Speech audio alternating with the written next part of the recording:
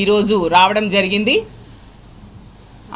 లావణ్య గారి ఇంటిని తెలుగుదేశం పార్టీ నాయకులు కక్షపూరితంగా రాజకీయ కక్షతో కూల్చేయడం జరిగింది. ఆమె ఇల్లుతో పాటు మొత్తం 4 ఇల్లులు వైఎస్ఆర్ కాంగ్రెస్ పార్టీ మద్దతుదారులైన ఈ ఇళ్ళన్నింటినీ కూడా రాజకీయ కక్షతో అలైన్మెంట్ మార్చి మరీ కూల్చేశారు బుల్డోజర్స్తో. నిజంగా ఎంత దారుణంగా వీళ్ళు వ్యవహరిస్తున్నారో అర్థమవుతుంది. ఈ తణుకులో ఎలాంటి భయానక వాతావరణం ఉంది అనేది ఈ సంఘటనే మనకి ఉదాహరణ. నిజంగా లావణ్య గారితోని, ఆమె భర్త గారితోని, ఆ మిగతా ఇళ్ళ కుటుంబ సభ్యులతో మాట్లాడితే అసలు నిజంగా మనం ఆంధ్రప్రదేశ్లో ఉన్నామా లేదా తాలిబాన్లు పాలించిన ఆఫ్ఘనిస్తాన్లో ఉన్నామా అర్థం కాని పరిస్థితి. అంత దారుణంగా ఒక నిరంకుశ పాలన, నియంత పాలన ఈరోజు సాగుతూ ఉంది. అసలు ప్రజాస్వామ్యంలో ఉన్నామా లేదా అనే డౌట్ వచ్చే పరిస్థితి. హిట్లరు, గడాఫీ వాళ్ళు ఒక నియంతల్లా పాలించేవాళ్ళు కదా, అంతకంటే దారుణంగా ఈరోజు ఈ ఆంధ్రప్రదేశ్ రాష్ట్రంలో ఇక్కడ ఈ తెలుగుదేశం పార్టీ నాయకుల పాలన మనం చూస్తూ ఉన్నాం. ఎమ్మెల్యే గారు రాధాకృష్ణ గారు ఇంత కక్షపూరితంగా ఒక మాజీ సర్పంచ్ గారైన లావణ్య గారిని టార్గెట్ చేసి ఈ విధంగా చేయడం ఎంతవరకు సమంజసం? ఇంత కక్ష అవసరమా? ఇంత దౌర్జన్యమా? మనం ప్రజాస్వామ్యంలో లేమా? అసలు ఈ కుటుంబం, ఈ లావణ్య గారి కుటుంబం తీసుకుంటే కొన్ని దశాబ్దాలుగా రాజకీయాల్లో ఉన్నారు. వైఎస్ఆర్ కాంగ్రెస్ పార్టీకి కరడుగట్టిన మద్దతుదారులు, జగనన్నకు సైనికులు. వీళ్ళు చేసిన తప్పు ఏంటంటే తెలుగుదేశం పార్టీ కండువా వేసుకోపోవడం, వాళ్ళకి సపోర్ట్ చేయకపోవడం, వైఎస్ఆర్ కాంగ్రెస్ పార్టీకి సపోర్టర్స్గా ఉండడం.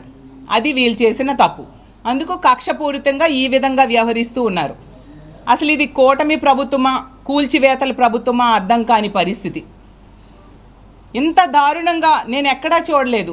ఇంత కక్షపూరితంగా ఒక మహిళ అని కూడా చూడకుండా అర్ధరాత్రి వచ్చి లక్షలు పెట్టి కట్టుకున్న ఇళ్ళవి, వాటిని కనీసం వాళ్ళ సామాన్లు తీసుకునేడానికి కూడా అవకాశం ఇవ్వకుండా వేకుజామున వచ్చి కూల్చేశారంటే ఎంత దౌర్జన్యపూరితంగా వీళ్ళు వ్యవహరిస్తూ ఉన్నారో అర్థం చేసుకోవచ్చు.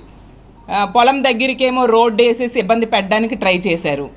ఆ తర్వాత తీసుకుంటే ఇంటి ముందేమో స్పీడ్ బ్రేకర్స్ వేసేసి నిబంధనలకు విరుద్ధంగా వ్యవహరించడం జరిగింది. అప్పుడు వీళ్ళు కోర్టుకి వెళ్ళారు.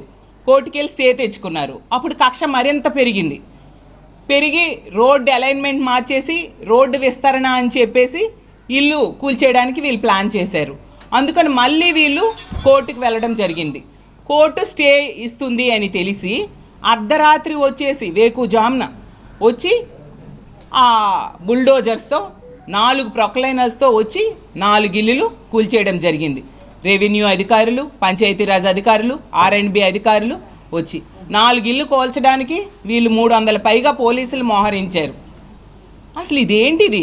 సమాజంలో, సభ్య సమాజంలో ఉన్నామా లేదా?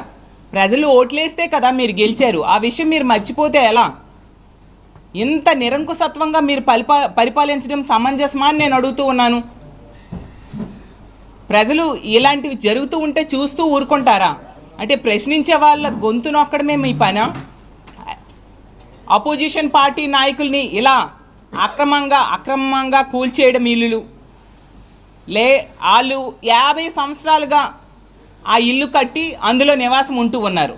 ఇంకా విచిత్రమైన విషయం ఏంటంటే ఆ రోడ్డు మంజూరు చేయించిందే లావణ్య గారు సర్పంచ్గా ఉన్న టైంలో వైఎస్ఆర్సీపీ గవర్నమెంట్లో. ఆవిడే మంజూరు చేసిన రోడ్డు అది. ఆవిడెందుకు ఆ రోడ్డు మీద ఇల్లు కడతారు? మినిమం జ్ఞానం ఉండే వాళ్ళైనా అర్థం చేసుకోగలరు కదా. అంటే ఇందులో పూర్తిగా మనకు అర్థమవుతూ ఉంది కక్షపూరితంగా వీళ్ళు వ్యవహరిస్తూ ఉన్నారు. కాలం ఎప్పుడూ ఒకలాగుండదు, కాలం మారుతూ ఉంటుంది. అధికారం కూడా శాశ్వతం కాదు, పదవులు శాశ్వతం కాదు. ఆ విషయం గుర్తుంచుకోండి. రానున్న రోజుల్లో ఖచ్చితంగా మా జగన్మోహన్ రెడ్డి గారు ముఖ్యమంత్రి కాబోతూ ఉన్నారు. మీరు చేస్తున్న ఇలాంటి రెడ్ బుక్ రాజ్యాంగానికి వడ్డీతో సహా మేము తిరిగి చెల్లిస్తామనే విషయం కూడా గుర్తుంచుకోవాల్సిందిగా తెలియజేస్తూ ఉన్నాను. ఎమ్మెల్యేగా, మంత్రిగా చేసిన కారుమూరి నాగేశ్వరరావు గారిని, వాళ్ళ కుమారుడైన కారుమూరి సునీల్ గారిని అక్రమ కేసుల్లో ఇరికించడానికి ప్రయత్నించిన పరిస్థితి కూడా మనం చూసాం. కానీ ఒకటే చెప్తూ ఉన్నాను, ఇలాంటి అక్రమ కేసుల్లో ఇరికించడానికి ప్రయత్నించిన ఇలా అక్రమంగా స్థలాలు కబ్జా చేయడమో లేదా ఇల్లు కూల్చేయడానికి ప్రయత్నించడమో దాడులు చేయించడమో అక్రమ కేసులు పెట్టిన దేనికి వైఎస్ఆర్ కాంగ్రెస్ పార్టీ నాయకులు కానీ కార్యకర్తలు కానీ ఎవ్వరూ భయపడాల్సిన పని లేదు. మీకు అండగా జగనన్న ఉంటారు, వైఎస్ఆర్ కాంగ్రెస్ పార్టీ ఉంటుంది. ఖచ్చితంగా ఈ తణుకులో రానున్న రోజుల్లో కారుమూరి నాగేశ్వరరావు గారు వైఎస్ఆర్ కాంగ్రెస్ పార్టీ జెండా రేపరేపలాడించబోతూ ఉన్నారు. ఇలాంటి తప్పుడు పనులు చేసిన వాళ్ళకి ప్రజలే శిక్షించబోతున్నారు రానున్న రోజుల్లో. అలాగే ఇలాంటి కక్షపూరిత ధోరణులకు సహకరిస్తున్న వాళ్ళకు కూడా ఖచ్చితంగా సప్త సముద్రాలు దాటి వెళ్ళి దాక్కున్నా కూడా మా జగనన్న 2.0 పాలనలో వాళ్ళని తీసుకొచ్చి చట్టం ముందు పెట్టి శిక్షించబోతూ ఉన్నాం. వీళ్ళు కోర్టు స్టే తెచ్చుకున్నా వినకుండా ముందుకు ప్రొసీడ్ అవ్వడం,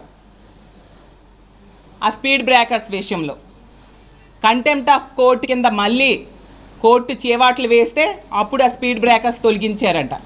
ఎంత దారుణం అంటే ఆ పంచాయతీ కార్యదర్శి ఇక్కడ చెప్పారు, ఈవిడ సర్పంచ్గా వైఎస్ఆర్ కాంగ్రెస్ పార్టీకి మద్దతుదారులైన లావణ్య గారు సర్పంచ్గా ఉన్న కాలంలో స్వీపర్ పని చేసే వాళ్ళకి జీతాలు చెల్లించకుండా ఎమ్మెల్యే గారే ఆపమని చెప్పారని రికార్డెడ్గా ఆవిడ నోట్ ఇవ్వడం జరిగింది. అంటే ఎమ్మెల్యే గారు ఎంత బరి తెగించి, అంటే వైఎస్ఆర్ కాంగ్రెస్ పార్టీ ఆపోజిషన్లో ఉంది, ఆపోజిషన్ పార్టీకి సంబంధించిన మద్దతుదారులైన ఎమ్మెల్యే నిర్వహిస్తున్న పంచాయతీ కాబట్టి ఆ పంచాయతీలో ఏ బిల్లులు మీరు రిలీజ్ చేయకండి అని ఇంత ఓపెన్గా ఎమ్మెల్యే గారు ఆర్డర్స్ ఇస్తూ ఉన్నారంటే నిజంగా మనం ప్రజాస్వామ్యంలో ఉన్నామా లేదా అర్థం కాని పరిస్థితి.